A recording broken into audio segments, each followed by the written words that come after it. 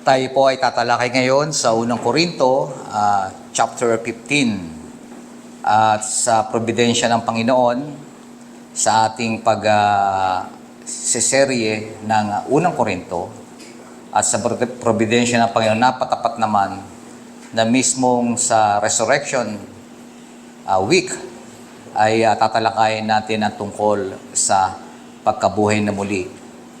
Tumapat yung chapter 15 sa Resurrection Week. Kaya naman po ang Resurrection Sunday ay next Sunday.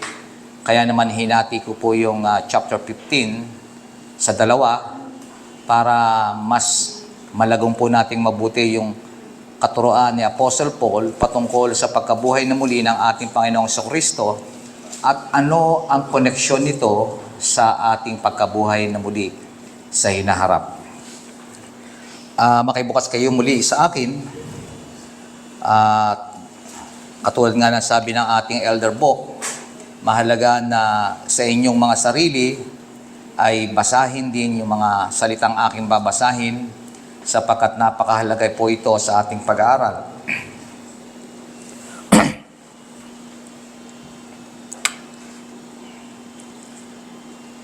So ang chapter 15 ay tungkol sa resurrection ng ating Panginoong Jesucristo. Mga kapatid, ngayon ipinapaalala ko sa inyo ang magandang balitang ipinangaral ko sa inyo. Yan ang magandang balitang inyong tinanggap at naging saligan ng inyong pananampalataya. Naligtas kayo sa pamamagitan nito kung matatag niyong pinanghahawakan ng salitang ipinangaral ko sa inyo, dahil kung hindi, walang kabuluhan ang inyong pananampalataya. Sapagkat ibinigay ko sa inyo itong pinakamahalagang katuruan na tinanggap ko rin. Si Kristo'y namatay dahil sa ating mga kasalanan bilang katuparan sa sinasabi ng kasulatan. Inilibing siya at muling nabuhay sa ikatlong araw ayon din sa kasulatan.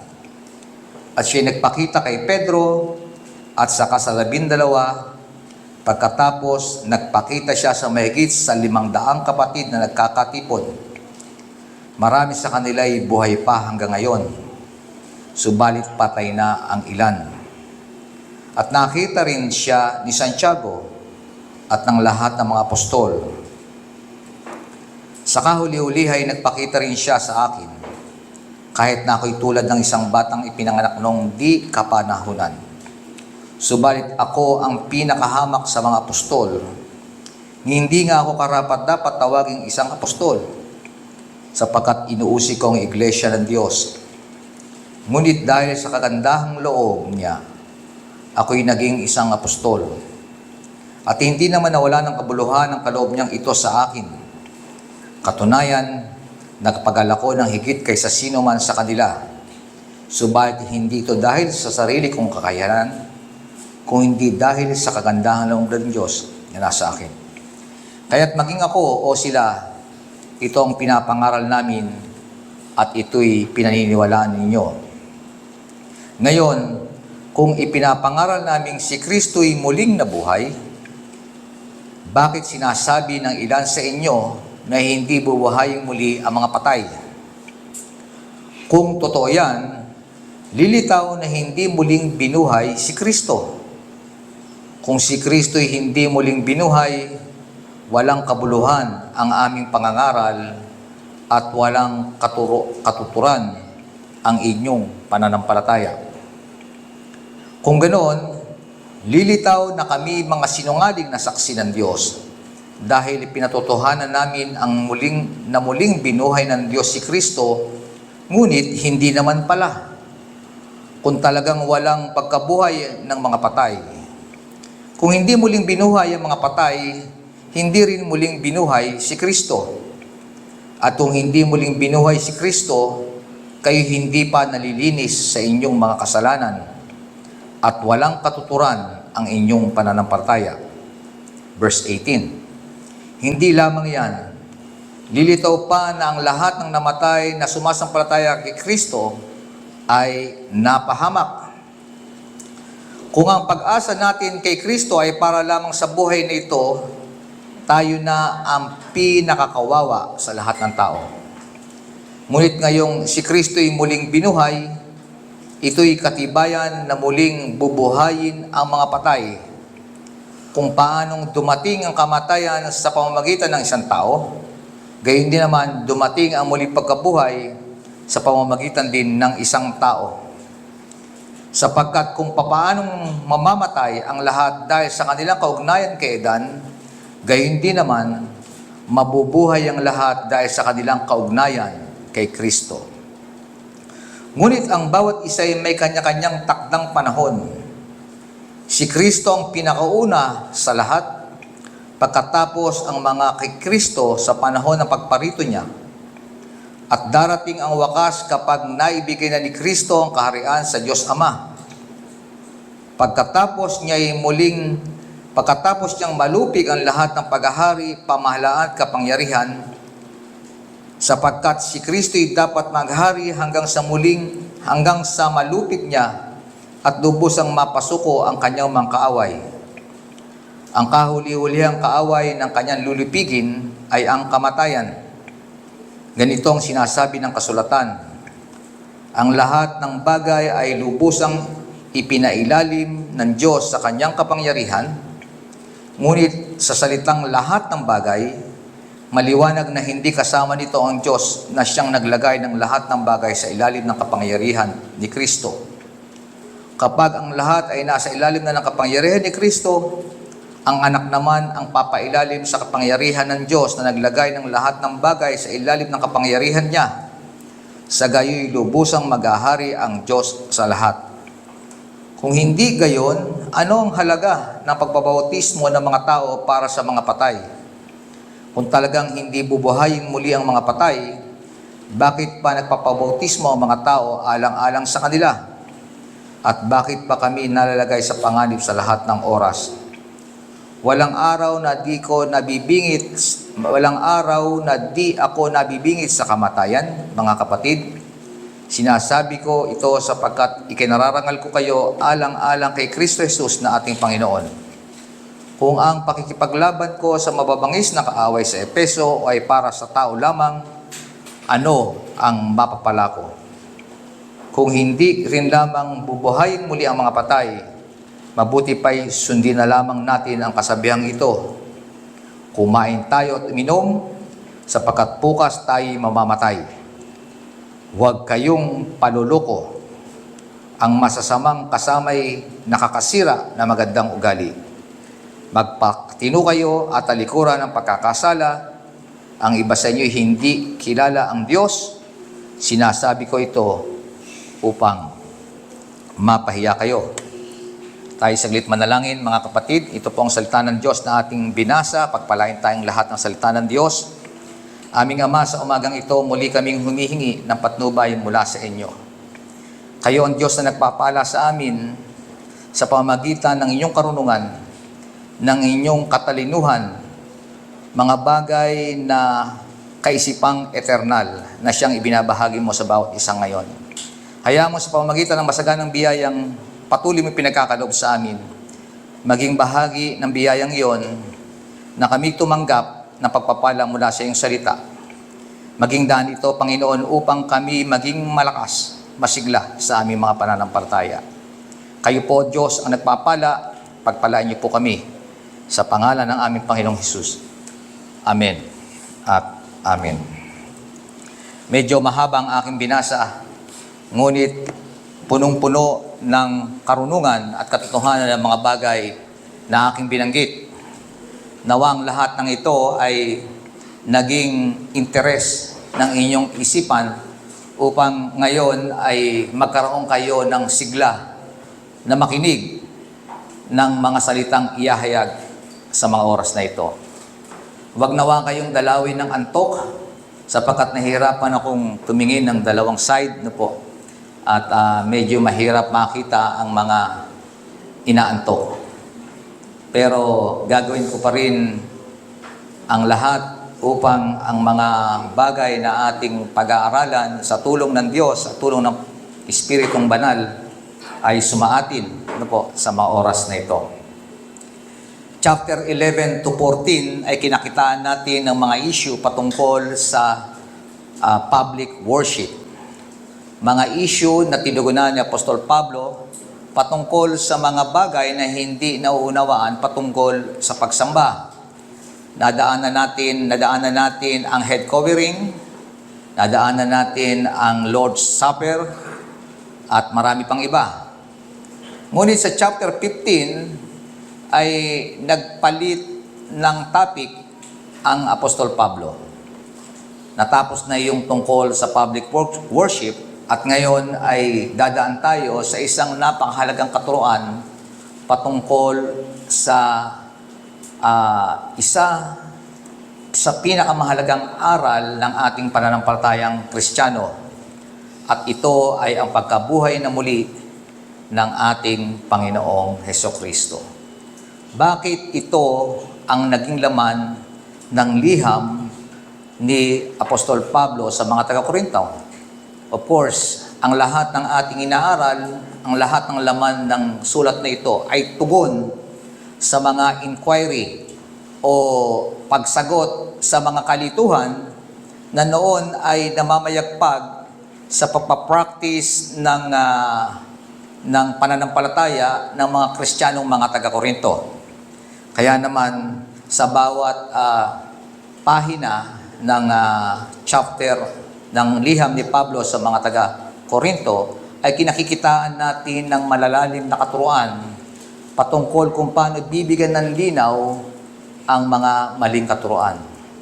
Alam po natin mga kapatid na ang maling katuruan, kapag ito po'y namayagpag sa isang iglesia, ay hindi healthy, no po. Magiging mapanganib ang mga bagay na ito. Kaya naman, mahalaga na ang mga bagay kapag maliit pa na hindi nauunawaan, lalo na ng iglesia ng Panginoon, mahalaga ito ay binibigyan kaagad ng pansin. At dito nga ay ang usapin tungkol sa resurrection o sa pagkabuhay muli ng ating mga katawang lupa. Marami sa mga taga-Korinto na hindi naniniwala na ang ating katawan ay muling bubuhayin. Na ang katawan nilang lupa ay hindi na muling bubuhayin ng Panginoon. Sa kanilang kaisipan, wala nang silbing buhayin pa ang katawan sapagkat sa kanilang paniniwala, tinanggap na nila ang kanilang kumpletong kaligtasan. At ngayon, nalalaman natin, maging tayong lahat ngayon, bagamat tayo ligtas na, ang ating kaligtasan ay hindi pa kumpleto. Sapagkat iniintay pa rin natin muli ang kabuuan ng kaligtasan natin pagbabalik ng ating Panginoon. Kaya ito ang isang napakahalagang issue na tinalakay ni Apostle Paul. Sabi niya, hindi totoo yang sinasabi niyo. Ang ating katawan ay muling bubuhayin sa hinaharap. Although napakahirap kausapin ng mga taong sadyang sobrang tatalino, kaya naman dinaan ni Paul, kung mapapansin natin sa kanyang liham, kanyang sinimulan ang pagtatama sa kanila sa pamamagitan ng pagtalakay ng common grounds. Ano po? Ano ba yung pareho nilang pinaniniwalaan? Maigi po yung nag-establish ka ng common grounds, no po, kapag ikaw ay naglilinaw ng mga bagay-bagay para hindi humahantong sa mga mahabang pagdidebate. Naniniwala sila na ang Panginoong Hesukristo ay nabuhay muli, na siya rin namang pinaniniwalaan ni Paul. Ang pagkakaiba nga lamang, naniniwala sila ng Panginoon ay binuhay na muli, pero hindi sila naniniwala na sila ay bubuhayin muli. Bodily resurrected. Ano po? Resurrection. Kaya naman, iyon ay nagbibigay ng napakaraming kalituhan sapagkat apektado po nito ang kabuuan ng lahat ng katuruan patungkol sa kaligtasan. Kung hindi nila paniniwalaan na ang kanilang mga katawan ay muling bubuhayin ng Panginoong Hesus, ay muling bubuhayin ng Diyos pagdating ng pagbabalik ng ating Panginoong Hesukristo. Kaya naman dito malinaw na sinabi sa kanila ni Apostle Paul na ang salvation, ang ating kaligtasan ay patuloy na realidad sa buhay ng mga mananampalataya. Naintindihan po natin yon. ang kaligtasan ay patuloy na realidad sa buhay ng bawat isang mananampalataya. Kaya naman tayong lahat ay nadoon sa tinatawag nating proseso ng sanctification o pagiging banal. Na sinasabi na ang Diyos ay patuloy na nagliligtas at ipinararanas niya sa atin ang kanyang patuloy na pagliligtas sapagkat hindi pa ganap ang ating kaligtasan. Ayoko pong mag-isip kayo ng mali, no po? Sigurado na ang ating buhay doon sa kabilang buhay pagdating ng araw. No po? Kung tayo tunay na nakipag-isa sa ating Panginoong Jesucristo, tayo meron ng kaligtasan. Kaya nga lang, hindi pa iyon kumpleto at hindi pa iyon pinagkakaloob sa atin ng Panginoong Jesucristo. Ang pangako na kumpletong pagliligtas ay sa kanyang pagbabalik. Pero habang hindi bumabalik ang Panginoon, kailangang makita sa isang tunay na mananampalataya kung ano yung kaligtasang kanyang tinanggap. Ito ba'y ating pinananabikan? Sapagkat doon natin makikita ang pagkakaiba ng tunay na mananampalataya sa hindi tunay na mananampalataya. Kung paano niya isinasabuhay ang kanyang kaligtasan. Marami sa mga taga-Korinto ang hindi naniniwala doon. Na ang kala nila, katulad ng ating binasa, na ang kaligtasan nila na tinanggap ay hanggang sa mundo lamang na ito. Kaya naman nagbubunso dito ng napakaraming kalituhan, maging kung paano nila ine-exercise yung kanilang pananampalataya sa kanilang mga personal na buhay. Hindi po ba? Napapansin natin yung mga decision-making nila, sala. Maraming mga bagay sapagkat itong major doctrine na kanilang dapat na naiintindihan ay nagsisilbing kalituhan sa kanila na hindi sila naniniwala na sila'y muling bubuhayin pagdating ng panahon. Sabi rito sa unang bungad ng sinulat ni Apostle Paul sa mga taga-Korinto, muli silang pinaalalahanan kung anong mabuting balitang ipinangaral sa kanila. Now, I would remind you, brothers, of the gospel I preached to you, which you received, in which you stand, and by which you are being saved. If you hold fast to the word I preached to you, unless you believe in vain. The gospel is not something we believe just once, but it is something we must continue to hold on into our hearts and into our minds. Habang tayo nabubuhay, ang kaligtasan ay kailangan nating panghawakan. Hindi po ba? Hindi yun ang nagiging problema ng marami kung ating titingnan ngayon. Bagamat sila'y tumanggap ng kaligtasan, parang hindi nila ito isinasabuhay. Nakita natin kung gaano lamang karupok yung kanilang pagkakahawak doon sa tinasabi nilang kaligtasan kanilang tinatanggap. Sapagkat hindi ito kinakikitaan ng manifestasyon sa kanilang mga buhay. Sabi ni Paul, the gospel that I preach to you is of first importance. Napakalaga. For I delivered to you as of first importance what I also received, that Christ died for our sins in accordance with the Scriptures, that He was buried, and He was raised on the third day in accordance with the Scriptures. The death and resurrection of Christ happened according to Scriptures. Mga kapatid, these events do not explain themselves. Hindi po ito nagpapaliwanag tungkol sa kanyang sarili. Hindi po imbento ito ni Pablo, hindi po ito inimbento ng mga apostol. Rather, they are predicted and give meaning by the Old Testament and the New Testament.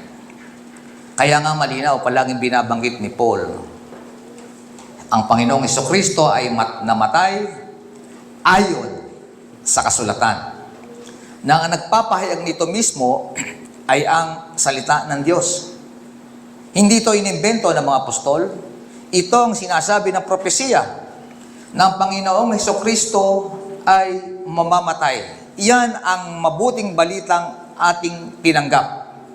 Iyan ay mula mismo sa kapahayagan ng salita ng Diyos. Ang ating pangangaral palagi dapat nakasalig sa katotohanan ng salita ng Diyos. Sapagkat ang salita ng Diyos ang naghahayag ng ating kaligtasan, hindi ang preacher. Tayong lahat ay instrumento lamang ng kapahayagan ng salita ng Diyos. Ang isa pang pagpapatunay ang sinasabi ng propesiya from the Old Testament mula sa Isaiah 52:13-53 at Isaiah 52:13-53:12 and Psalm 16 na kung saan dito ay dinetalye mismo ng lumang tipan kung ano ang tungkol sa kamatayan at pagkabuhay na muli ng ating Panginoong Hesukristo.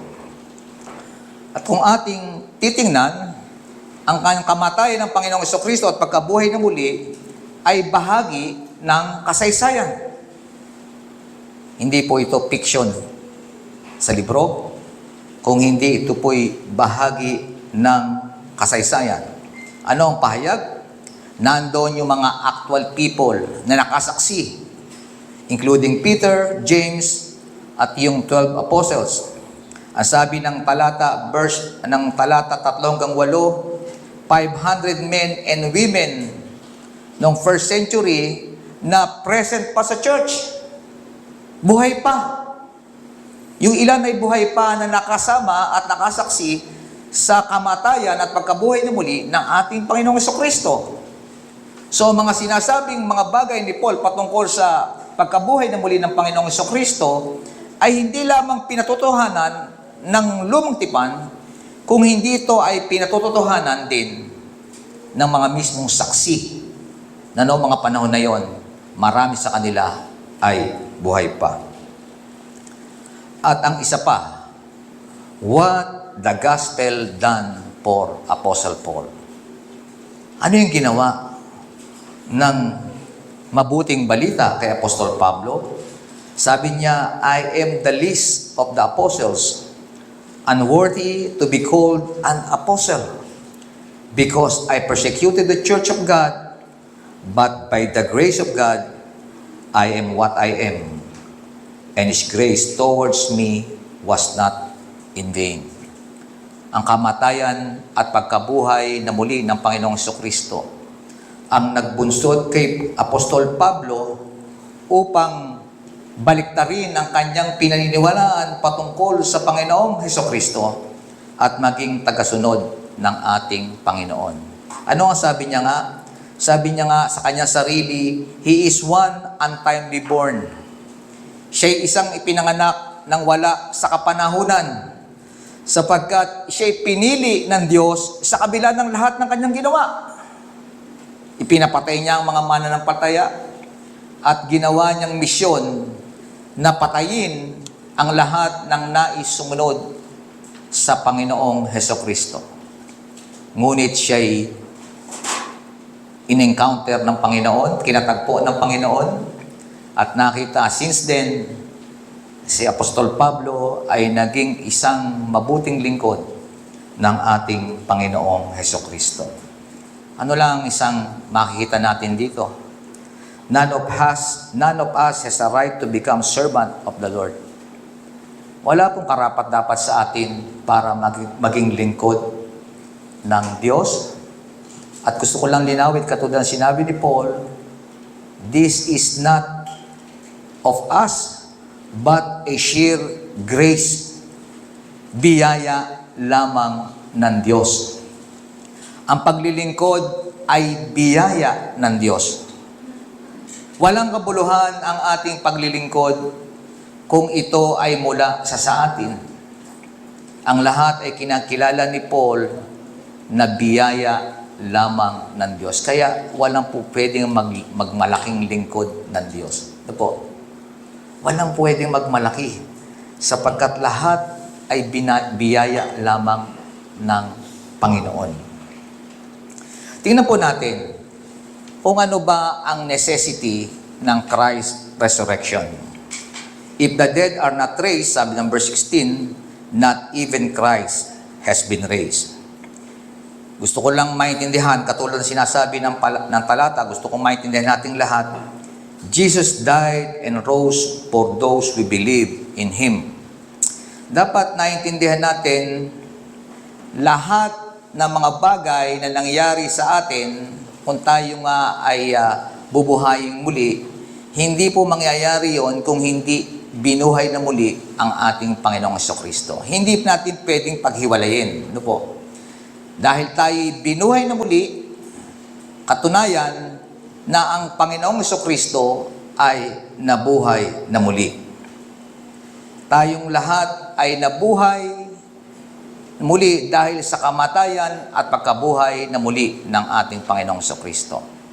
Marami ang nagsasabi na tayo pinatawad sa ating mga kasalanan dahil sa kamatayan ng Panginoong Jesucristo. Pero kulang po yung kamatayan sapagkat naintindihan lamang natin na yung kamatayan ng Panginoong Jesucristo ay naging katagap-tagap sa Diyos para tayo maligtas kung Siya ay bubuhayin muli. Yon ang vindication ng lahat ng ginawa ng ating Panginoong Jesucristo ng pagsasakripisyo ay tinanggap nga ng Diyos nang Siya ay muling buhayin muli. For the resurrection of the just to take place, Jesus must be raised.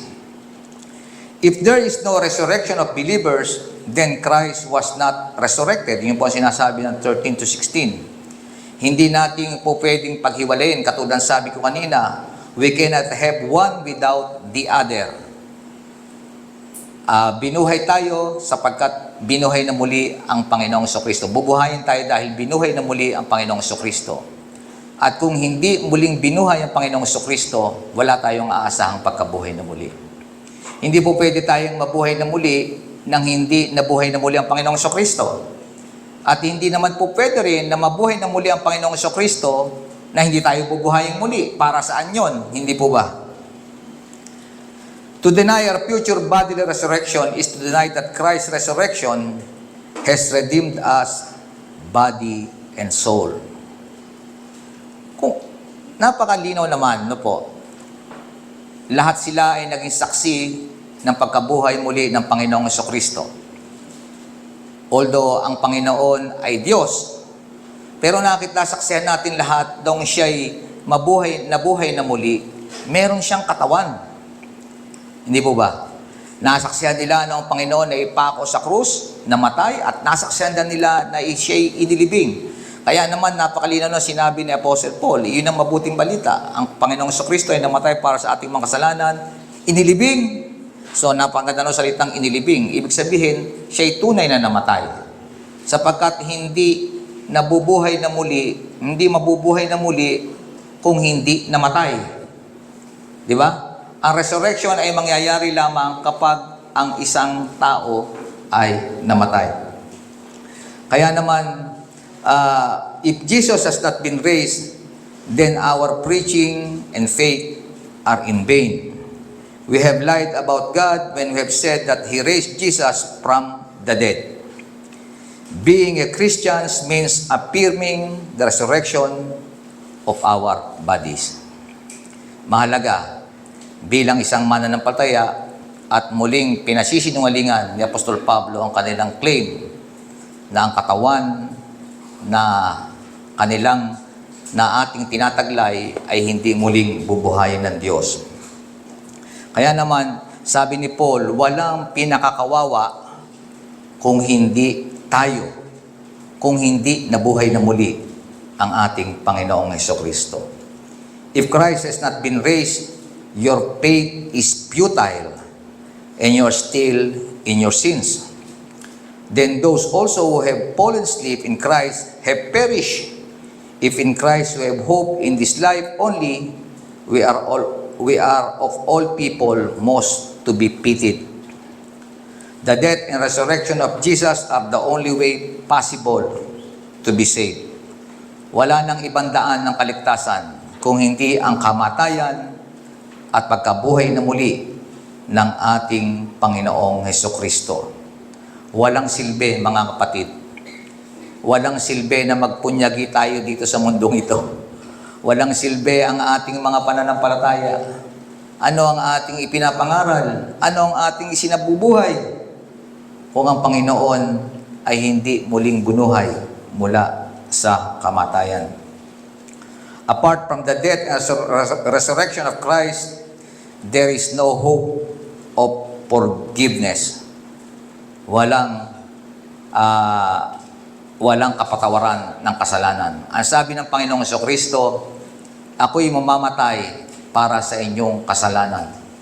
Paano nating napatunayan at dahil sa aking kamatayan, ang lahat ng inyong kasalanan ay patatawarin.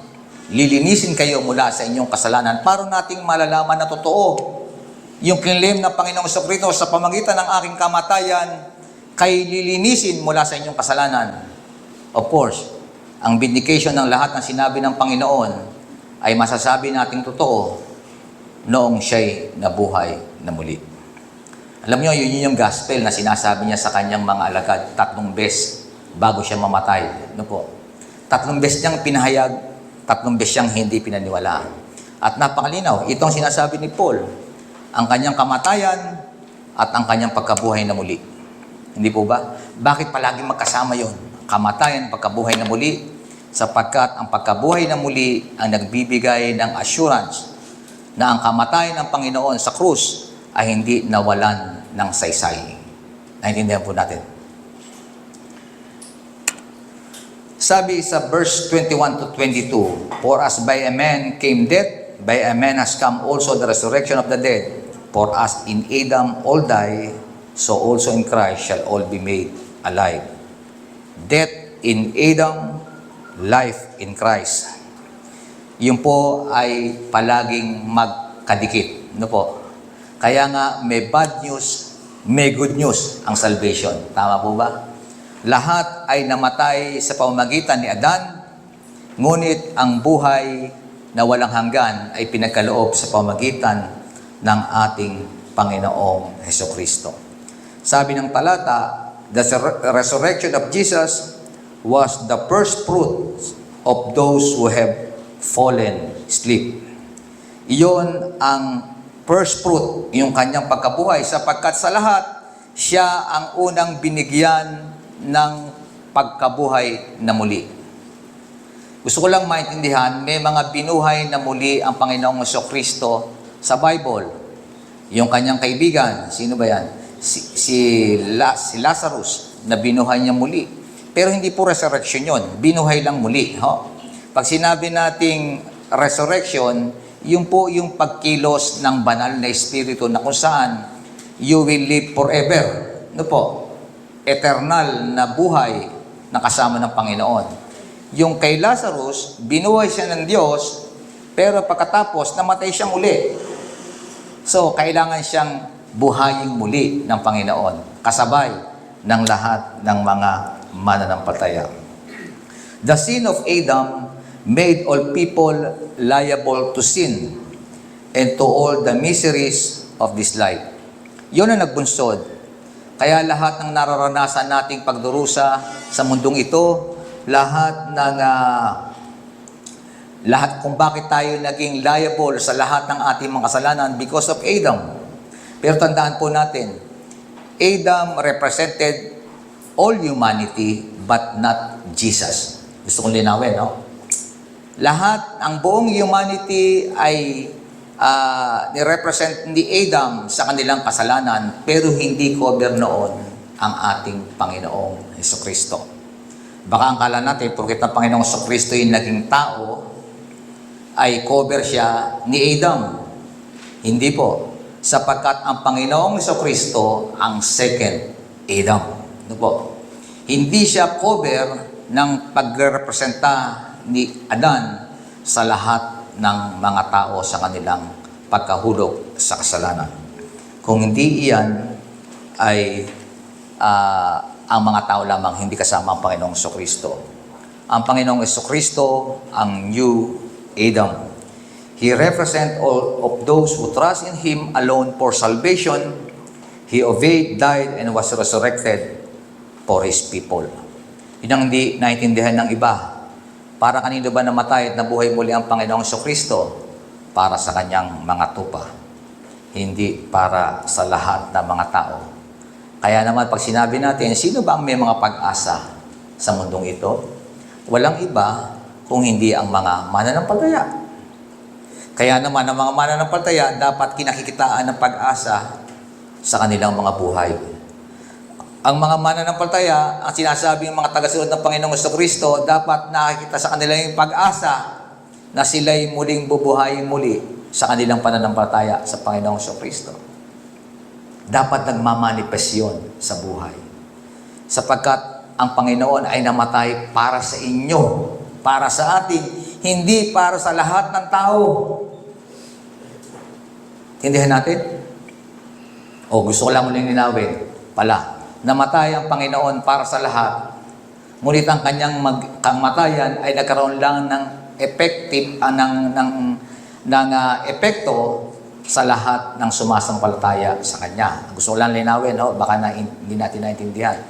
Ay, pag sinabi mo sa mga unbeliever na hindi namatay ang Panginoon para sa iyo, sabi para namang, di ba?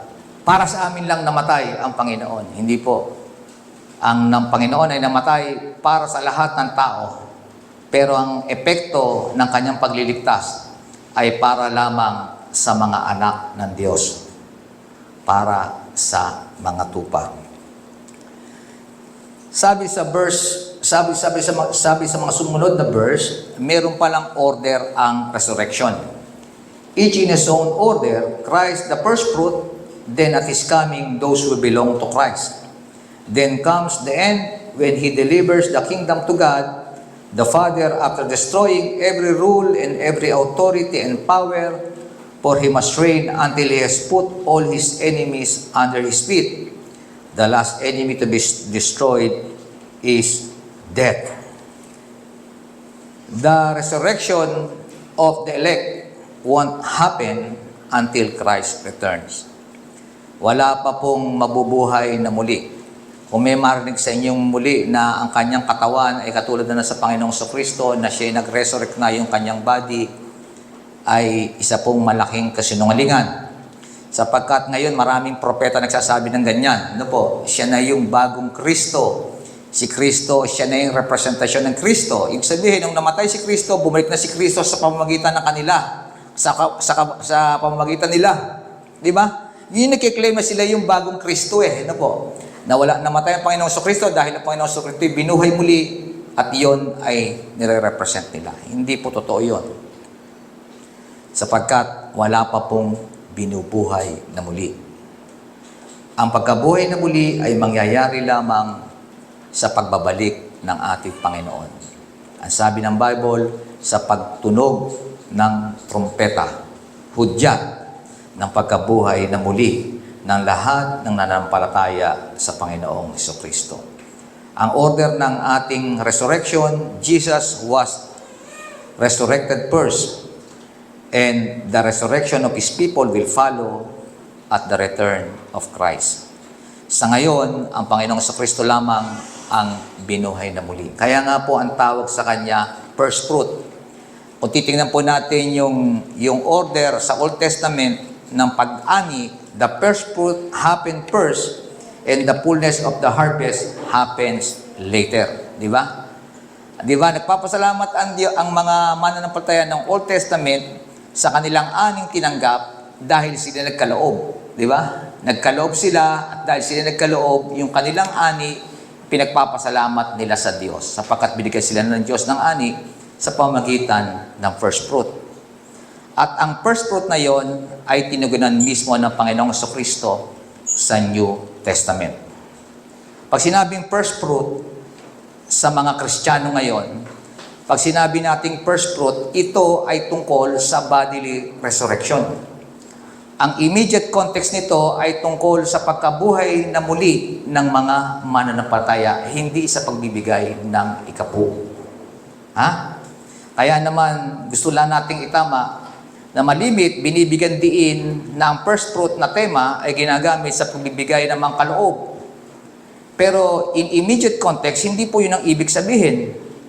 Kaya naman, yung mga tao ay umaasa pa rin na sa pamamagitan ng pagbibigay nila ng kanilang pera, ng kanilang mga resources sa Diyos, ay gagantipalaan niya ng Diyos ng mas marami pang pera o mas marami pang kayamanan.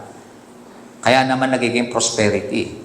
Kaya naman nilalabanan natin yung mga katuruan ng paggamit ng mga practice na hindi naman naiintindihan ng mga mananampalataya. Hanggang ngayon, marami pa rin iglesia ang nagse-celebrate ng first fruit. Hindi po ba? At sa kanila, ang first fruit ay tradition ng Old Testament, of course, biblical. Pero nagbibigay ng kalituhan sa kanila sapagkat sa kanilang pangunawa, yung blessing na kanilang pagkaloob ay ibe-bless sila talaga ng Diyos. Pero kung titingnan natin ang context, tayong lahat ay meron ng tayong lahat ay masaganang harvest na ng Diyos because of the resurrection of our Lord Jesus Christ. Siya yung first fruit. Di ba? Yung bilang first fruit, kapakinabangan ng lahat ng harvest ng Diyos. Sapagkat bilang first fruit, tayong lahat ay magiging katulad niya in the future. Bubuhayin tayong muli. Kaya mga kapatid, kapag kayo nagsasalita ng first fruit, medyo dapat alam natin yung context, para hindi tayo namamali. No? Kasi ang akala natin, magbibigay tayo, ngayon, araw ng first fruit, lahat tayo magbigay sa Diyos, lahat tayo magbigay. Ang kanilang context ay iyong Old Testament. Kapag ikay nagbigay, aani ka ng marami, lalo kang pagpapalain ng Diyos. At nababaliwala yung ginawa ni Kristo, sapagkat lahat ng Old Testament ay pinununa ng ating Panginoong Kristo. Iyon ay sinasagawa nila noon para sa pagdating ng ating Panginoong Kristo. Hindi po ba? Ang tawag natin doon ay shadows. Di ba? Ang tawag natin doon ay types and shadows, na kung saan lahat ng practice ng Old Testament people ay magiging totoo at pupunuin mismo ng ating Panginoong Kristo. Kaya dapat maging malinaw sa atin kung paano natin iintindihin ang bawat bagay na pinapractice natin sa loob ng church. Kaya sa isang January, magse-celebrate tayo ng first fruit. At nagdadala kayo ng lahat ng inyong ani. Nagbibigay kayo ng malalaking ikapu. Sa ibang relihiyon naman, pag December yata ginagawa yan, ibibigay nyo lahat. Sa atin January kasi yun ang unang taon ng buwan. Panghuli, ito na lang po. Dalawa na lang. Subjecting all things to Christ. Maganda po itong sinasabi rito. For God has put all things in subjection under His feet, but when it says, all things are to put in subjection, it is plain that He accepted who put all things in subjection under Him. When all things are subjected to Him, then the Son Himself will also be subjected to Him who put all things in subjection under Him, that God may be all in all. Dito, napakarami ring hindi pagkakaunawaan. At pag tinitingnan itong bagay na ito, kasi ang sinasabi rito, ang Panginoong Kristo ay maghahari, ilalagay lahat ang kapangyarihan, ang lahat ng bagay sa ilalim ng kanyang paa. At pag yun ay nangyari na, muli ito naman ay kanyang ipapasa o kanyang iaalay sa Diyos Ama. Parang ang nangyari, ang alam natin ng Panginoong Kristo ngayon ay naghahari, ang lahat ng kapangyarihan ay pinagkaloob sa Kanya dahil sa Kanyang kamatayan pagkabuhay na uli. Lahat ng power, lahat ng dominion ay nasa ilalim ng ating Panginoong Kristo, maging kamatayan. Pero ang kamatayan, hindi pa nagagawa ng bigla. No po? Siya gumapi, pero ang kamatayan natin, hindi pa nangyayari. Yung pagkabuhay nating muli. Hindi niya pa nagagapi ang kamatayan nating lahat hanggang sa muli niyang pagbabalik. No po? Kaya yung ating kamatayan ay mangyayari later on, na kung saan kailangan tayong mamatay para tayo mabuhay na muli. Upon resurrection ng ating katawan, ng lahat ng ating katawan, kapag tayo nag-resurrect na bodily, that's the time na makukumpleto ng Panginoon na ang lahat ng kamatayan na huli na sinasabi ay mapapasailalim ng kanyang kapangyarihan. Sapagkat wala nang silbi yung kamatayan natin po, sapagkat nagkaroon na tayo. Dadaan pa tayong lahat kasi sa kamatayan, naintindihan po ba natin? Ano po? Kailangan pa nating mamatay. Hindi tayo mabubuhay na muli kung tayo hindi mamamatay.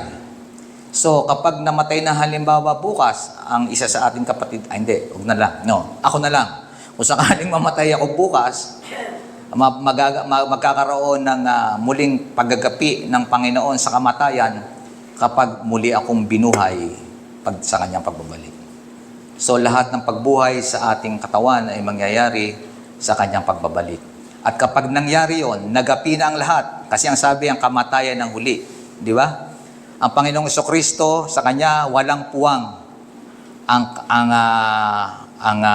kamatayan sapagkat hindi siya kayang hawakan ng kasalanan ng kamatayan sapagkat wala siyang kasalanan hindi po ba? Pero sa ating lahat na makasalanan, nabubuhay ng Panginoon, nasa atin pa rin yung kamatayan.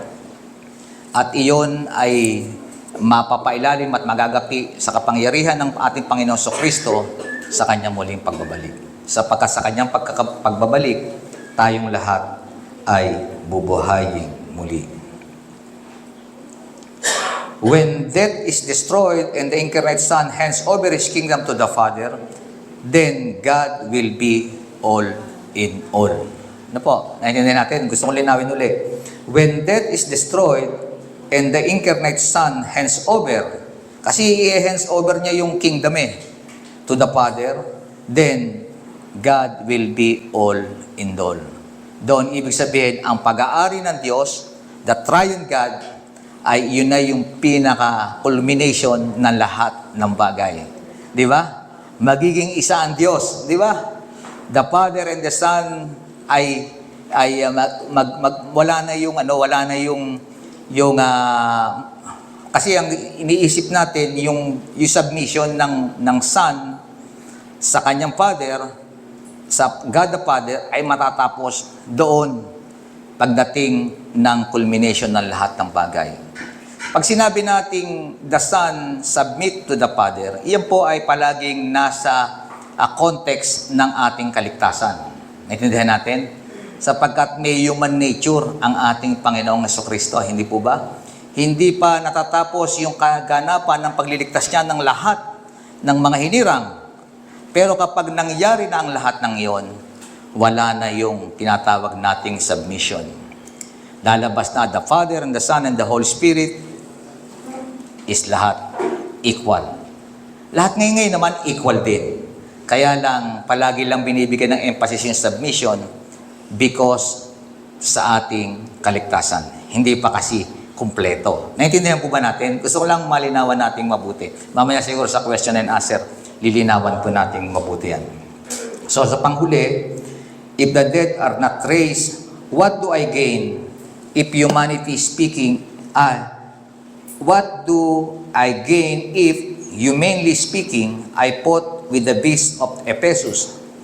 If the dead are not raised, let us eat and drink, for tomorrow we will die. There is no point in following Jesus if there is no future resurrection. Huwag na tayong sumunod pa sa Panginoon kung wala namang pagkabuhay na muli. Ano ang saysay? Di ba? Kaya nga sabi ni Paul, let us eat and drink, for tomorrow we will die. Ano po? Ganoon na lang. Hanggang dito na lang. Wala namang resurrection. Para saan pa? If there is no resurrection, all his suffering as an apostle are pointless. Sabi ni Paul, bakit pa ako makikipaglaban dito sa mga tumutuliksa, dito sa mga mananampalataya? wala naman palang mangyayari later on. Para saan pa ang aking pakikibaka sa aking pananampalataya? Yun mismo ang sabi ni Paul. Kaya naman, Paul counsels the church to reject those who would deny the resurrection. Mahalaga na naunawaan po natin, mga kapatid, ang mga bagay na ito because the resurrection of the dead is a non-negotiable Christian doctrine. Hindi natin po pwedeng sabihin na wala tayong pagkabuhay na muli. Lahat po tayo umaasa na sa pagbabalik ng Panginoon, tayong muli ay bubuhayin, flesh and blood. Amen po ba ron? May katawan. Hindi po tayo pasabit-sabit sa mga clouds na tumutugtog ng harp, tumutugtog ng violin na mga mananampalataya. Hindi tayo espiritu. Pagdating ng araw, sa pagbabalik ng Panginoon, we are flesh and blood.